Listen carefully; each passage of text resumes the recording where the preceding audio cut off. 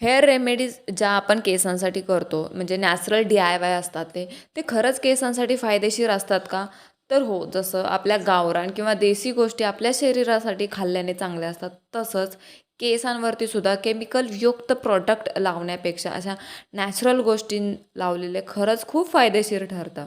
तर बघा, आजचा आपला जो हेअर रेमेडी आहे किंवा हेअर जेल बनवणार आहे आपण केसांसाठी, त्याच्यासाठी आपल्याला 2 चमचे जवस, 2 चमचे मेथ्या, थोडीशी मेहंदीची पानं सुकलेली मुठभर असतील तरी चालतील, त्याचबरोबर कोरफड आणि कढीपत्ता. बघा, ह्या 4-5 गोष्टी आहेत. एखादी गोष्ट कमी जास्त असतील तरी चालेल, पण जवस आणि मेहंदीची पानं ही नक्कीच पाहिजे आहेत.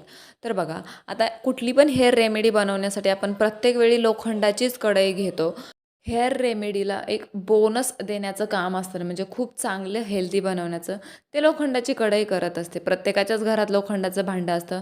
नसेल तर तुम्ही नॉर्मल दुसऱ्या स्टीलच्या, जर्मलच्या कुठल्या पण भांड्यात बनवू शकता. तर बघा, 8 ते 10 मिनिटात तुमचं हे जेल बनवून तयार होतं. याच्यात मेहंदी आणि मेथ्या वापरलेल्या आहेत. त्याच्यामुळे तुमच्या केसांना खूप, आता सगळ्या गोष्टी ज्या आहेत ना, हायड्रेशन म्हणजे ड्राय केसांना खूप चांगल्या पद्धतीने ट्रीट करतात.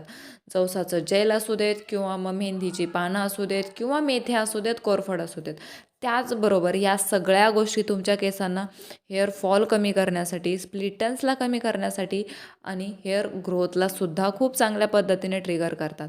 आता बघा, हे जेल 10 मिनटामध्ये बनवून तयार होतं. त्याच्यानंतर गरम असतानाच तुम्हाला गाळून घ्यायचं आहे आणि त्याच्यात एक व्हिटॅमिन ईची कॅप्सूल टाकायची आहे.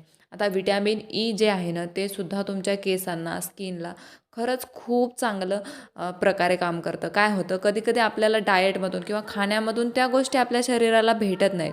मग आपण अशा एक्स्टर्नली लावू शकतो, जेणेकरून त्याचे खूप चांगले फायदे होतील. तर बघा, ही हेअर रेमेडी आहे ना, ती तुम्हाला अंघोळीच्या अगोदर अर्धा तास लावली ना तरी चालेल आणि अर्धा तास खूप जास्त टाईम नाही आहे आणि तुम्ही त्याच्यानंतर केस धुवू शकता.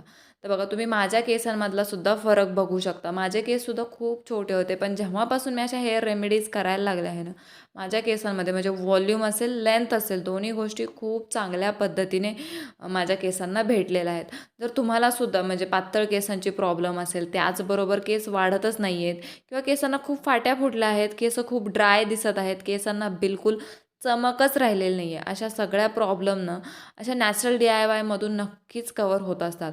ही रेमेडी जर तुम्ही आठवड्यातून एकदा आणि महिन्यातून 4 वेळा असं लावली तर तुम्हाला नक्कीच एकाच वापरामध्ये खूप चांगले रिझल्ट दिसतील. तर बघा, आता काय होतं, ही तुम्ही एकदा लावताना तर तुम्हाला कंडिशनर लावायची गरज पडत नाही. जेव्हा तुम्ही केसांना कंडिशनर लावता ना, तेव्हा तुमचे केस प्रीमॅच्युअर ग्रे होतात. त्याच्यामुळे ते नक्कीच टाळू शकता. जवसाचं जेल असल्यामुळे केसांना लिटरली स्ट्रेटनिंग केल्यासारखे तुमचे केस घरच्या घरी तेवढे हेल्दी होतात.